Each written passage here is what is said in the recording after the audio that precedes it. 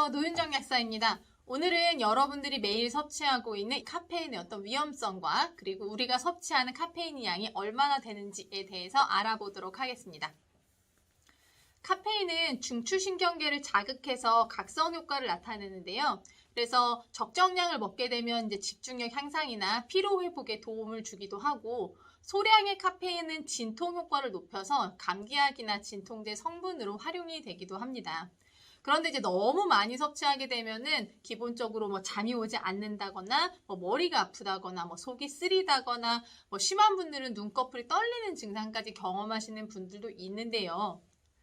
특히 만성적으로 카페인을 많이 드시는 분들 같은 경우는 카페인 금단 증상을 느끼시는 분들도 있어요.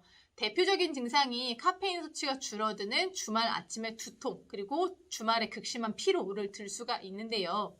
이런 증상을 느끼시는 분들이라면 평소에 카페인 섭취량을 조금 낮추거나 이제 음료 아니면 디카페인 이런 것들을 활용하시는 게 좋아요. 참고로 디카페인이라고 하는 거는 커피에서 카페인을 없애고 커피 향 정도를 남긴 것이라서 카페인 함량이 3% 이하일 때만 디카페인이라는 명칭을 쓸 수 있도록 식약처에서 정하고 있습니다.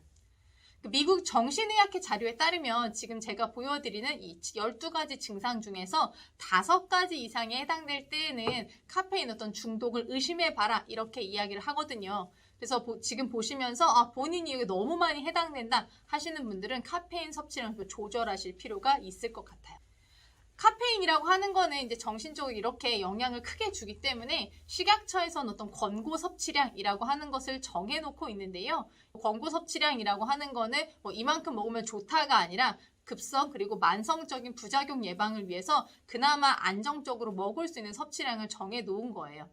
성인 60kg 체중을 가진 성인 기준으로 하루에 400mg 이하, 그리고 임산부 같은 경우는 체중과 관계없이 300mg 이하, 그리고 이제 어린이와 청소년 같은 경우는 체중 1kg당 2.5mg 이하의 카페인을 먹도록 이야기를 하고 있습니다. 그런데 이 카페인이라고 하는 것이 사람마다 그 대사되는 속도 그리고 배출되는 속도가 다 다르다 보니까 결국에는 개인이 먹고 난 다음에 나타나는 카페인 과다 반응으로서 우리가 양을 판단해야 하는 것도 있는데요. 예를 들자면 같은 아메리카노 한 잔을 먹더라도 조금만 먹어도 가슴 두근거림을 느끼는 분들이 있는가 하면 하루에 서너 잔, 어떤 분들은 벤티로 몇 잔을 먹어도 나는 괜찮더라 이렇게 말하시는 분들도 있으세요.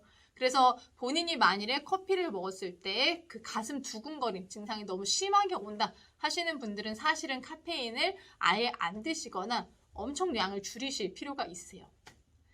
우리가 은근히 평소에 마시는 음료 중에 카페인이 많이 들어있는데 얼마나 들어있는지 확인을 잘 안 하고 먹는 경우들이 많아서 오늘은 편의점에서 구매하는 카페인이 함유된 음료, 그리고 일반적인 커피 전문점에서 판매하는 커피에 카페인이 얼마나 들어있는지에 대해서 조금 자세하게 살펴보도록 하겠습니다.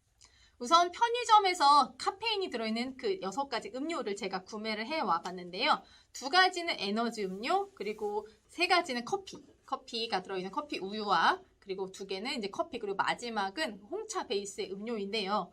저도 이거 사면서 알았는데 생각보다 이 홍차 베이스 음료에도 카페인이 꽤 들어있었더라고요. 우선 이 2가지 그 에너지 음료 같은 경우는요. 에너지 음료는 아무래도 용량이 더 크게 되면은 커피도 마찬가지인데 용량이 크면 기본적으로 카페인 함량은 더 올라가게 되어 있어요.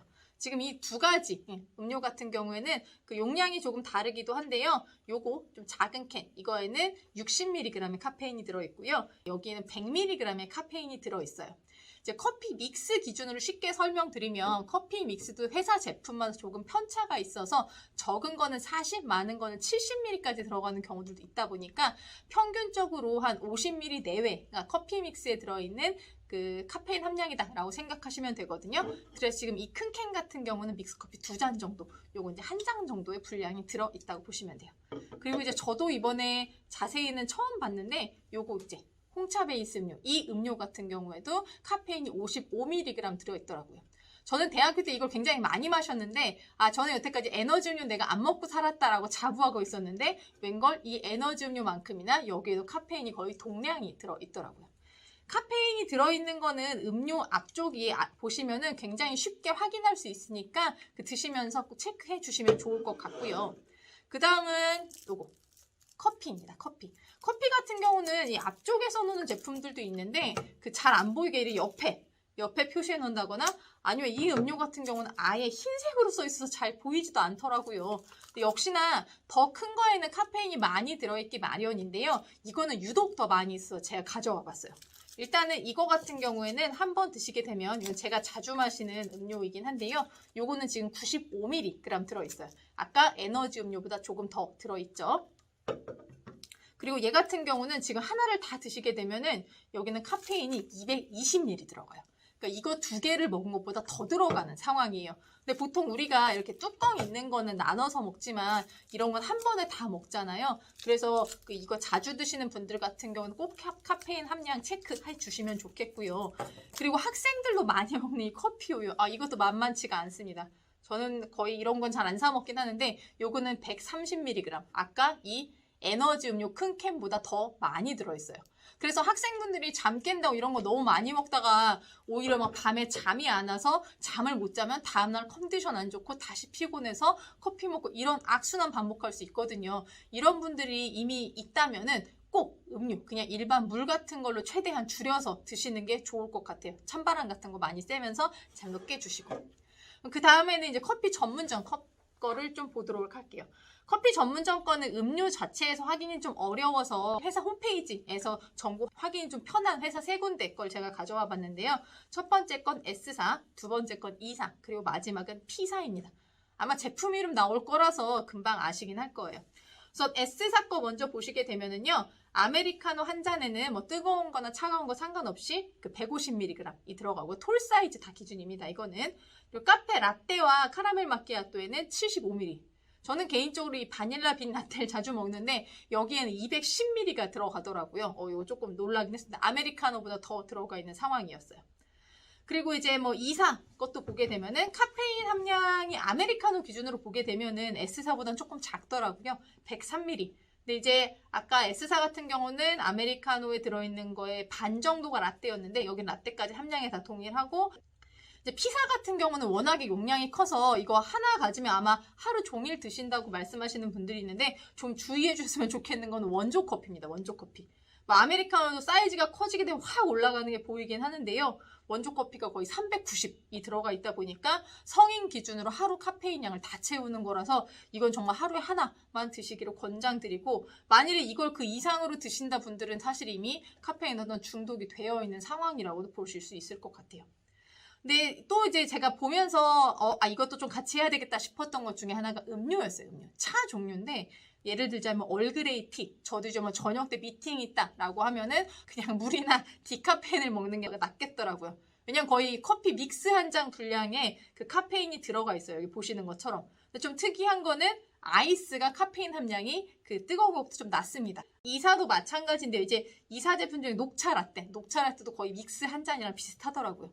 그래서 커피 믹스에 예민하신 분들은 사실은 녹차, 라떼 같은 것도 좀 주의하셔야겠다 싶은 생각이 들었고 그리고 P사 것도 마찬가지인데 역시나 용량이 커서 녹차 라떼에 들어있는 게 엄청 많아요. 그리고 이제 뭐 레몬 얼그레이 이런 것도 용량이 아무래도 커지다 보니까 여기는 다 카페인 함량이 늘어나더라고요. 그래서 저 같은 경우 P사 커피를 사게 되면 끝까지 다 못 마셔요. 양이 많은 것도 있기도 하고 이제 카페인 함량이 어쨌든 제가 좀 불편하다고 느끼는 부분이 있어서 조절해서 먹긴 하는데 P사 커피를 좀 즐겨 드시는 분들 뭐 하루에 P사 걸 한 2-3개 드시는 분들 같은 경우에는 내가 이미 카페인 그 중독 불편함이 있지 않은가 체크해 보시면 좋을 것 같아요.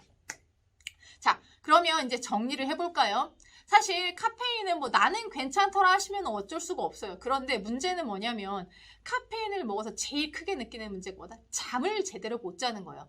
저도 개인적으로 4시 이후에는 아예 카페인을 안 먹거든요. 4시 이후에 먹으면 잠자는 게 너무 불편해서.